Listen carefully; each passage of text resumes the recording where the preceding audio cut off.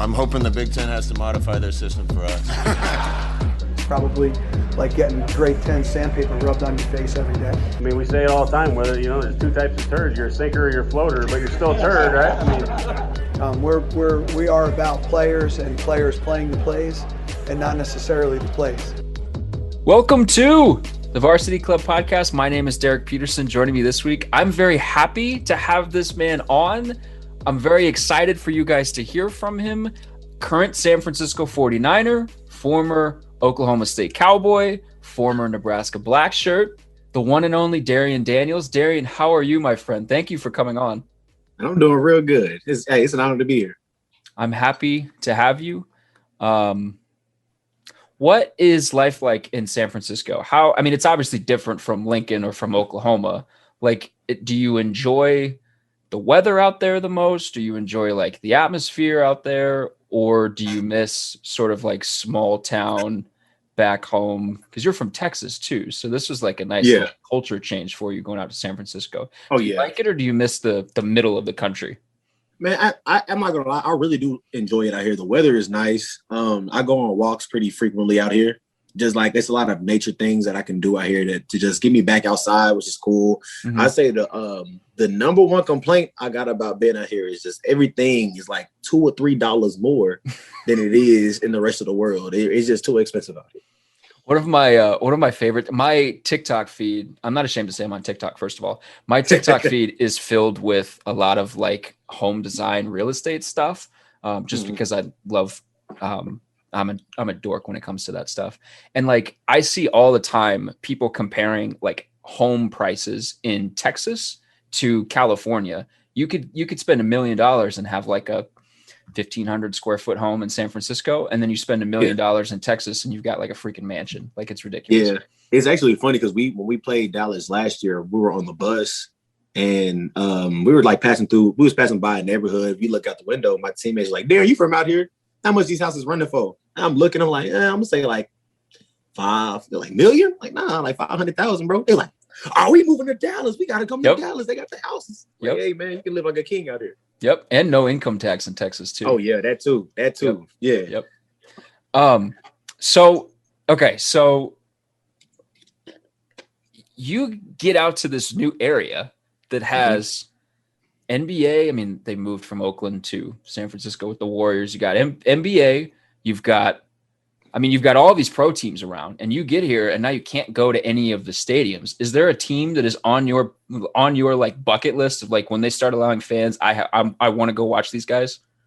Oh yeah, I'm most definitely going to catch a Golden State game. It's kind of mandatory. I think Steph's going to go down in history as top 3 best point guards ever, and then being able to see him in person, that's always been one of those things that I wanted to do. For sure. It sounds like you might have to go see an Oakland Athletics game too before they run got out of to. town. I'm with all that. I just love watching live sports. Well, just being there in the environment. It's actually funny because I still haven't been to. I've been to a pro basketball game as a spectator. I've also been to a pro basketball game as a spectator. I haven't been able to do that for the NFL. Mm-hmm. So my first NFL game was my first NFL game. Yeah. Correct me if I'm wrong, but NFL teams were they were setting their own attendance limits, based on individual teams. Did San Francisco have fans in the stadium last year? Nope. No. So when you come back for the spring game at Nebraska this past weekend, was that the first time you'd been in a football stadium that had fans in it in a year? And well, we had some fans at a few away games that we had, but as far as that amount, nah, it was good to be back and to hear people yelling. Interesting. Let's talk about your first year in the NFL. You go to San Francisco. What was it like? Was there anything that surprised you? Was there anything that you felt like you learned? Let's just catch people up on the last year for your football career.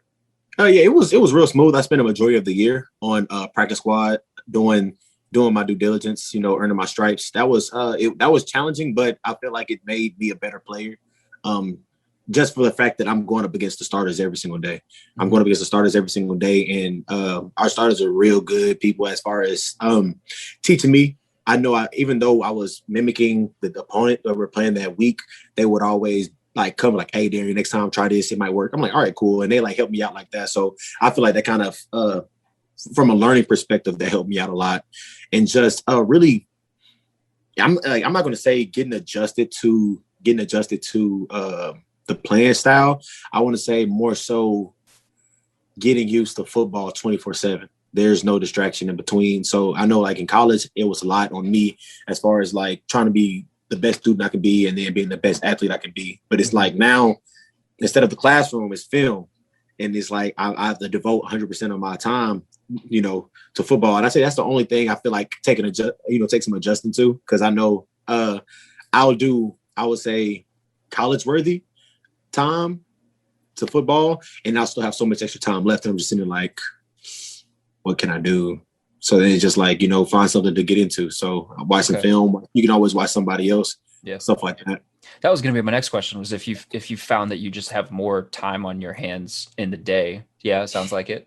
Oh yeah, most definitely. Have you picked up, I mean, it was a weird time because of COVID. So like you couldn't pick up normal hobbies, but have you picked up any hobbies? Oh yeah. So when I went back home for off season, I picked up some boxing lessons. Okay. Yeah. So I've been doing a little bit of that. I think it's going to help me out a lot as far as like my hand-eye coordination and core strength and things like that. And I've also, let me show you this real quick. Been doing some little Lego work for my nephew. Baby Yoda. Oh, Baby Yoda. Yeah. So my nephew, he likes Baby Yoda. So and he likes Baby Yoda and he likes Legos. So I kind of want to help push him into that field. So I made him a Baby Yoda. I'm gonna send that out to him pretty soon. But that's awesome. Another little hobby I picked up. Have you built the Lego Death Star yet? Not yet. I wanted to as a child. I think it was Death Star or the Falcon. I'm not for sure which one it was, but I knew I wanted one of the big ships. Mm-hmm. But I'm gonna get to it, and then when I get it, I'm gonna send it to him. Hopefully he'll like it. That's pretty cool. So what is life like as a practice player, as a practice squad player? How different was it from maybe your expectations of what it would be, or how similar? Just what is life like as a practice player? It's kind of I don't know if it's just here, but they kind of hold us to an extremely high standard as well as the guys who actually play. That's the biggest thing I can say, because I know in some organizations in college, scout team players don't really get that much attention, but we have a very critical position. And I know there's even been times where the offensive line was like, hey, he does this, you might want to implement that. So it's like, I'm always learning some new things. It's different because I've never really had to do about 20 reps straight. So that it's physically tiring, but it's just like, you got the, I don't know. I feel like it helped my character. It built my character. It's really, it's kind of cool during the week. Well, not during the week. During the week is real hectic. So during practice, my practice is extra intense because I'm always going 110%. But then as far as walkthroughs goes, you still got to be able to pay attention. You might be the next man up. You never know what happens. Mm-hmm. But I think Sundays it's pretty lax because you go up there, you get to just watch. We was up in the box this past year, so I'll be up in the box and watching my teammates. So I was able to support them in that aspect of it. That's awesome. I remember talking to Luke Gifford after he went to the NFL, and he made the comment that making the jump from college football to the NFL was an easier transition to make than making the jump from high school football to college football. Would you agree with that? I most definitely would agree. Why do you think that is? It's really funny. I forgot who I was talking to, but I told them that I faced more athletic people in college than I did in the NFL so far. Don't get me wrong. There's a lot of freak athletes in the NFL, but in college, everybody was athletic. And that's kind of what it is in college. Is like whoever has the most athletic team is the team to more than likely win. Mm-hmm. But in the NFL, it's the team who's the most disciplined, who does everything the right way is the team that wins. So here, I know now is like seeing everybody's real fundamental. Of course, speed and strength is important, but everything is not making a mistake, doing it until it's perfect. And I feel like it's easier to dial in on and focus on your movements than it is to get stronger or get fast. Do you feel like your year in the Big Ten helped you in that regard? Oh yeah, most definitely. I know as far as like, there was certain things that Coach Tuioti had taught me that got relayed when I got here. So a lot of those tips that he gave me, I know some of the vets was like, yeah, when you get in the game, you want to be able to look and do X, Y, and Z. So I feel like that kind of helped me mentally prepare for NFL. Can you share something? It doesn't have to be like a state secret or anything like that, but can you share something that Tuioti maybe gave you or taught you, or something that you get to the NFL and the guys are like, oh yeah, you need to know how to do this here? As far as like technique wise goes, yeah, he's a big technician. Tuioti is. Yeah. So let me think. Well, as far as like hand placement is everything. But in particular, he would always talk to me about my long arm in particular. I have an issue, even still to this day. I have an issue with doing a pass rush move and not necessarily being direct with it. And he always told me if you lead in with the long arm, you'll be able to work your way around that. And that's something that Eric Armstead had told me. He's like, if you're gonna throw the long arm in there, it'll really open up, your arsenal. It'll open up everything else because he can respect your power. And I say that's one thing Coach Tuioti taught me that actually helped me out come here as well. Interesting. Now you have a teammate who goes into the NFL the same time as you, but goes to the eventual Super Bowl winning champions. Oh yeah. How do you guys have you guys talked about him going and winning a Super Bowl? Does he brag about it with you guys? What is this conversation like? Not really. He doesn't brag. Khalil isn't the one to sit there and brag, but I could definitely tell he was really excited about it. Yeah. He actually invited he invited me out there to watch the Super Bowl and everything. I had other things planned, but he was really excited about it.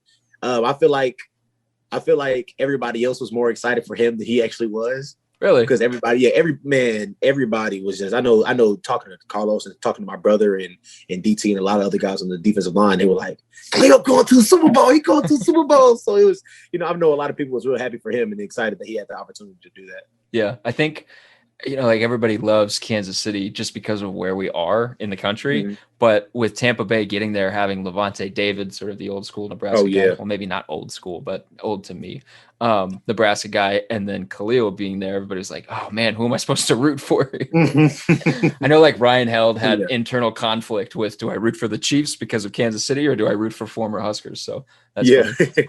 What's the craziest rookie thing that you were made to do by your teammates? I'm not going to lie. This past year, it was very laxed because of the COVID restrictions and whatnot. Okay. But I want to say it really was. They had the things. It wasn't really too wild or random. It was like we had to do things like in the meeting room, make sure it was stocked up with snacks. I had to buy sandwiches for the defensive line for every away game. Okay, it wasn't nothing too crucial. That's about it, though. It wasn't nothing too crucial. Who has the weirdest sandwich order on the defensive line? So it really made this simple for me. So the rookies last year, the rookies the year before, they pretty much came to me and was like, "Hey, Darrion, to make this easy, go ahead and order 5-6 of these sandwiches, and then they gonna pick from these." So I was all like it didn't make sense to me because I'm thinking the same thing you're thinking. Like, I got to get everybody's order. But he's like, nah, trust me. So I went and did that, and they was like, hey, Darrion, you got some of them? Yeah.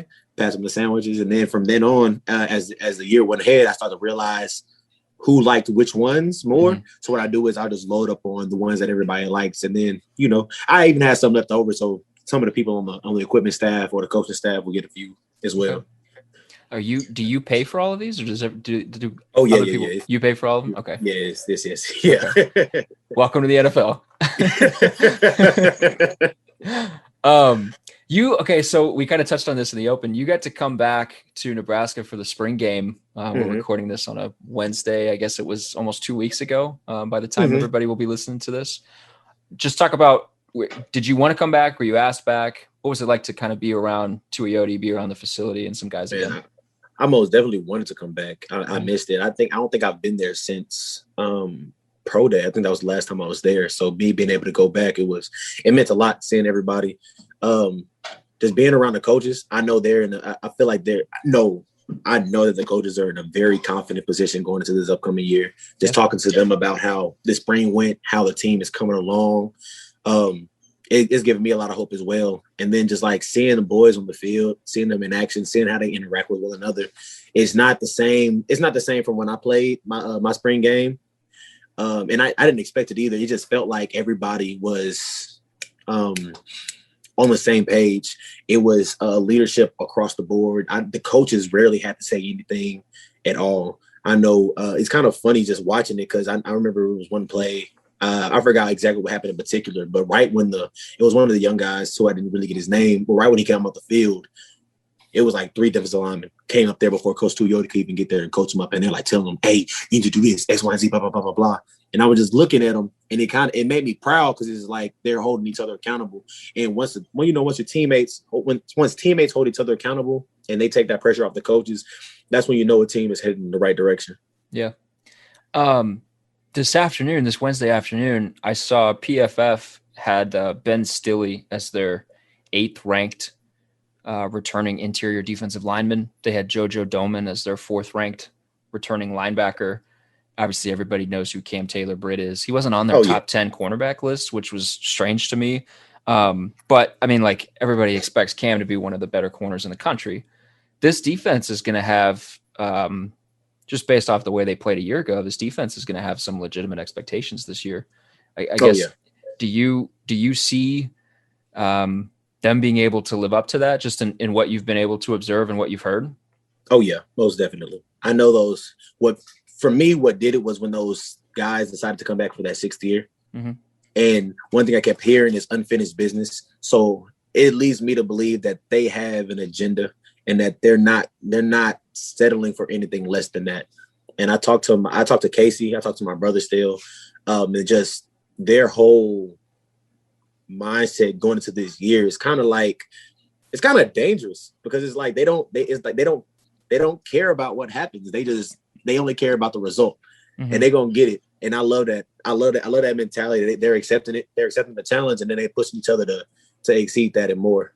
Yeah, you have a unique perspective on this because you've been in the NFL for a year. Let's say hypothetically you are in college last season, going through the COVID year, and it's your 5th year, and here comes the NCAA giving you the opportunity to delay the NFL for a year and come back to college for a 6th season.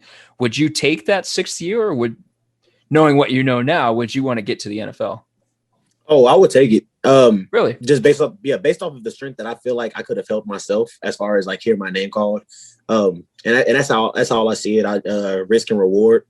If I was coming out and they were saying, yeah, you're looking at 5th to undrafted, I'm gonna test my chances and try to help that as well. But if if the money calling, just do what you need to do. Yeah. You and I have talked about this before, though, that it seems like Nebraska guys get a little under,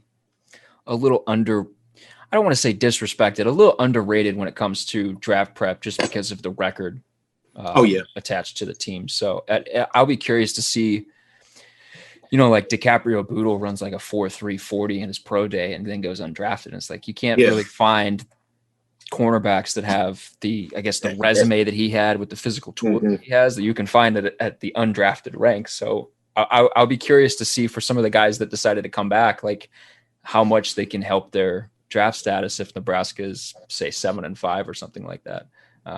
It'll be curious to see if that flips. Your brother, Damian, looks really good right now, just from a slim down perspective. Oh yeah. Yeah. Talk to me about Damian's winter, his kind of spring, his off season. What are you expecting from him? A lot, more than what he expects for himself, just because I know he's capable of it. Yeah. Just going in, it was kind of, one thing I loved about him is just like when I was going through my process, a lot of the scouts and the coaches was asking me to drop weight, and I was like, that was already the plan. But I would take that information and tell him, I was like, hey, bro, the NFL is changing. They're not looking for a 330 defensive lineman anymore. You got to get right. And when I told him that, he was like, okay. And it was kind of I loved what he did because I know he had a shoulder hiccup, and they kind of pulled back on him so he can get that fully back to 100%. But during that time where he was getting back right, I would call him. I would say like 8 o'clock, 9 o'clock at night, and he's drenched in sweat. I'm like, bro, what is you doing this late at night? I'm on the Stairmaster. I'll call you back. go ahead. And it was a consistent thing where he would just he would do everything with the team in the morning or whenever they did that, and then before he go to bed, he's doing some jump ropes. He's doing some jump ropes, some stairmasters on the treadmill or something. He was always trying to do better. And I know talking to Coach Tuioti, he said he can definitely see the difference in his body, but he can also see a difference in his play on the field.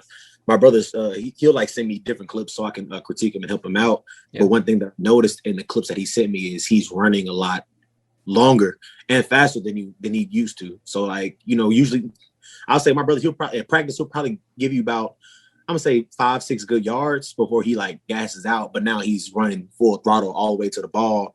And a lot of times he's getting there before a lot of the other people are as well. So I'm really excited to see him going into this year. He feels like he could be a real swing piece for them on the interior because they did. Chenander did some stuff last year where they'd pull Damian off the field and go with just 2 down linemen, get a little bit more athleticism on the field, probably to get him some rest too, get him a breather. If he doesn't necessarily need that anymore and he's still able to move some people around, that could be a real weapon for them. I know just from when he's told us in interview sessions, it doesn't seem like the Snacks nickname bothers him, but like for you to just kind of look at him over the course of his career, he has the Snacks nickname, and Tuioti says he can play, 4 or 5 snaps at a time in a game, and then you got to get him out, to now, he looks so much better. He sounds so much better. He sounds like he's happy with where he's at. And you can just hear sort of a joy in his voice when you talk to him. Is it, I guess, remarkable to see kind of the progress that he's made over the course of his career? Is that remarkable for you? Is that something that you expect to see? Yeah, it was something, for starters, it's something that I expected. And I'm just really glad that it happened in the fashion that it did. Because he sees it. He sees it now. And I think that was the biggest thing for me, for him, for I'm gonna say majority of our life. Like I've always seen, ask anybody when people ask who's the better player, I always say my brother. He's a natural born football player. He has the body for it. He has the mindset for it. I feel like in the long run, he will be the better player. It was just, he needed to see himself in that same light and he needed to see himself. So I feel like he finally sees the bigger picture. He sees what he's capable of. And now it's like he's evolved from, we call him Baby D back home. So we call him Baby D. He's evolved from this Baby D that we knew into this new version of himself, which is a lot more violent, which is surprising, which is a lot more healthier and a lot more mature than he ever has been. Now our conversations about football is like more past him as an individual, but he's trying to figure out how he can help impact the team in the biggest way. So I'm really happy to see that he's made the changes that he's made. That's awesome. Have you given him any goals for this season? You tell him he needs to hit, certain benchmarks. He needs to get 5 sacks or whatever. Do you have that kind of conversation? Or you just tell him go out and show people? See, that's kind of our whole mindset is don't go out there and do what we do. It's kind of, he probably gonna get mad at me for saying this, but there is this, I forget what player it was, but they were going through the draft, and when he got selected, he had a clip, and the clip, unfortunately, was my brother. And I told him, I was like, "Hey, bro, everybody in America seen you on Buddy Highlight," and he was like, "It'll never happen again." And that's kind of my mindset for him. That's kind of my goal for him is, bro, every time you're on that field, you're never the one getting pushed back. And he took it. I think he taken it personal. His mindset going into this year is just anybody who lined up across from me gonna get this work every single snap. Yeah. Make your own highlights. Don't show up on someone else's reel. Most definitely. Yeah. You guys have, as siblings, you guys had a competition about who could graduate first, didn't you? Is he close to graduating? Did he beat you with this? Oh yeah. He beat me. He beat me by a semester. Okay. Yeah. I graduated 3.5. He graduated in 3. Okay. So he's done already. Yeah, he's done already. I think he's in some grad courses right now. He didn't have the biggest workload in the world because he's done with school, but he is slowly but surely knocking at his master's, I believe. It's funny because he was coming up for a post-practice availability this spring, and Keith Mann, if you remember him, Nebraska's SID, Keith was like, "Yeah, Damian's coming from a class he's really focused on that right now. I was like, well, you got to remember those brothers had a competition about who could graduate first. And Keith was like, oh yeah, I know. Damian talks about it. So that was funny. What do you think people are going to see from Nebraska this year, from Damian this year? A lot. They're going to see so much. I feel like they're going to see a different type of fight.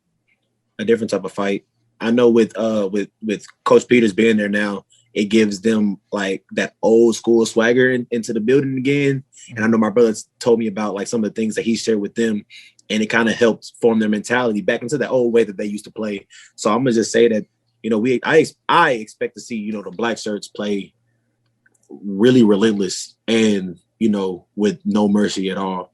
Yeah. And because talking to them individually, they all kind of had that same mindset. Like I said, without me talking to them as a collective, talking to them individually, they're all pretty much saying the same thing in different ways. And I just know out of my brother, they finna get a bully. It's now I feel sorry for anybody who got a lineup against them, but it's gonna be humorous from a defensive line standpoint just to see how dirty he does people coming up this upcoming year. Interesting. What about for you and your game? What should we expect to see from you? What kind of goals do you have for your second year in the NFL? My second year, my goal is to get on the field and stay on the field. Mm-hmm. That's my main goal, is to impact the defense as much as I can as possible. I know I'm still a young pup on the field. We got some big dogs. So my main goal right now is to do everything I can to help everybody else, you know, make their job easy. So if that means me taking on a double, so, you know, an Eric Armstead or DJ Jones could make a big play, you know, I'm all for it. That's my goal right now, is to get on the field and show my worth to the team so I can, you know, eventually earn a starting spot. Yeah. What kind of feedback did you get from the coaching staff after your first season? Do they do like exit interviews or things like that? Oh yeah. Yeah. How did that go for you? It went pretty well. It's kind of the same issue that I have. I say throughout college is just consistency. Talking to my D-line coach, he said the effort was never an issue. But he said that he can see that I didn't start getting my confidence and my ability until the back half of the year, which is where I started playing, which when I actually started playing. But he said, just take my seatbelt off. That's the only thing he wants. He doesn't want me to worry about making a mistake. He just wants me to play fast and hard. And I say that was the biggest emphasis he made for me, is just to take my seatbelt off and play fearless. I feel like that would be pretty standard for you guys in the rookie class last year, just because of how messed up your offseason was. You didn't have rookie camp, you didn't have OTAs, things like that, no preseason. So now, I mean, I feel like now, you know, you kind of have like your first real opportunity to go through a preseason, off-season camp, things like that, and really kind of get momentum for yourself before the season gets started. So that'll be interesting. When do OTA start for you guys? I think they start next week for us. Okay, cool. Well, we'll be watching out for some Darrion Daniels stories on Twitter. Oh yeah.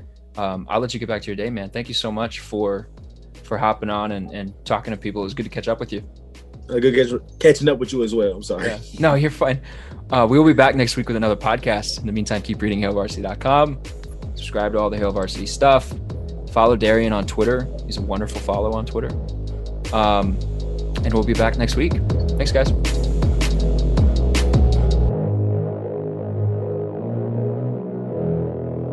A Hurrdat Media Production.